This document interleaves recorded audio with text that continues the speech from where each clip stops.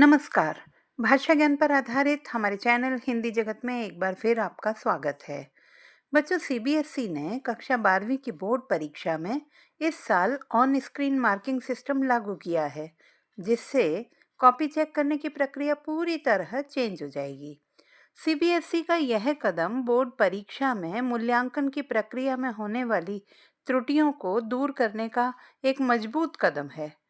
परंतु सीबीएसई के इस निर्णय से विद्यार्थियों में इसे लेकर एक अनजाना सा भय व्याप्त हो गया है। यह सिस्टम हमारे समय में ही क्यों लागू होना था? क्या परीक्षक बिना त्रुटि किए नई टेक्नोलॉजी को अपनाकर जांच कार्य कर पाएंगे? कहीं कोई पेज स्किप हो गया तो? हमारी लिखाई तो बहुत खराब है, क्या कंप्यूटर पर शिक्षक इसे समझ सकेंगे? ऐसे तो कोई भी कंप्यूटर हैक करके इसमें गड़बड़ी कर सकता है।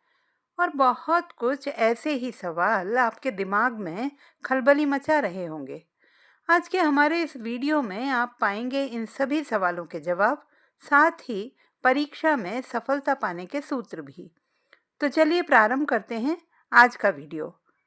सबसे पहली बात तो यह है कि ऑन स्क्रीन मार्किंग सिस्टम में भाग लेने वाले सभी शिक्षक सीबीएसई द्वारा पूर्व में ही प्रशिक्षित कर दिए गए हैं, अतः त्रुटियों की संभावना नगण्य है। यदि जांच करते समय शिक्षक किसी पेज की जांच किए बगैर स्किप करके आगे भी निकलेगा, तो सिस्टम उन्हें तुरंत इस हेतु रिमाइंड कर देगा। No, sir! यानी कि जांच करते हुए किसी भी पेज के छूट जाने की संभावना नहीं है। कॉपी जांच लेने के बाद यदि शिक्षक अंक में संशोधन करना चाहे तो भी विकल्प उपलब्ध होगा।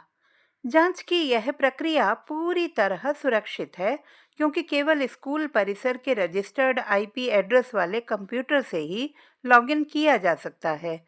घर या बाहर से लॉगिन करना संभव नहीं है।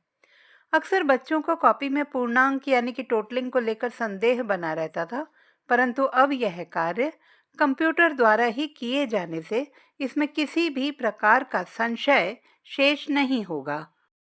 इस नए सिस्टम में कुछ चीज़ों का विद्यार्थियों को विशेष रूप से ध्यान रखना चाहिए, जैसे कि गहरे रंग की स्याही वाले पेन ही यूज़ करें। हल्की स्याही का प्रयोग करने पर कॉपी की स्कैनिंग भी धुंधली होगी। यदि कहीं पेंसिल के प्रयोग की आवश्यकता है तो डार्क पेंसिल यूज़ करें।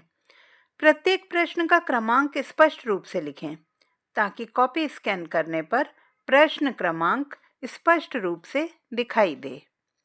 यथासंभव क्रमवार लिखें। प्रयास करें कि एक खंड एक बार में पूर्ण करें। किन्हीं दो खंडों के प्रश्नों को मिला जुलाकर ना लिखें। किसी एक खंड के प्रश्न को अन्यत्र कहीं लिखने पर उसकी जांच नहीं की जाएगी। हर एक उत्तर के बाद एक पंक्ति छोड़ें, ताकि आपके द्वारा लिखे गए उत्तर स्पष्ट रूप से नजर आएं। काटापीटी करने से बचें। गलत उत्तर को एक पंक्ति के माध्यम से अथवा क्रॉस चिन्ह लगाकर काट दें।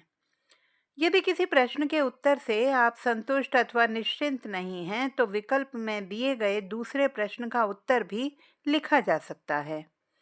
कार्य के अंत में रिक्त पृष्ठों को एक पंक्ति से काट दें।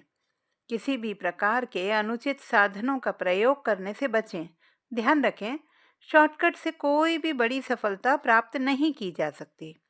तो आशा करती हूँ कि ऑनलाइन मार्किंग स्कीम को लेकर आपकी समस्त दुविधाएं दूर हो गई होंगी और अब आप मन लगाकर अपनी पढ़ाई पर ध्यान दे सकेंगे।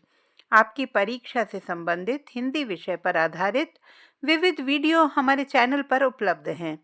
रिवाइज विद मी के साथ पाठ्यक्रम को दोहराएं और किसी भी समस्या के समाधान हेतु बने रहिए सुनीता भटनागर हिंदी जगत के साथ। आपका दिन शुभ हो।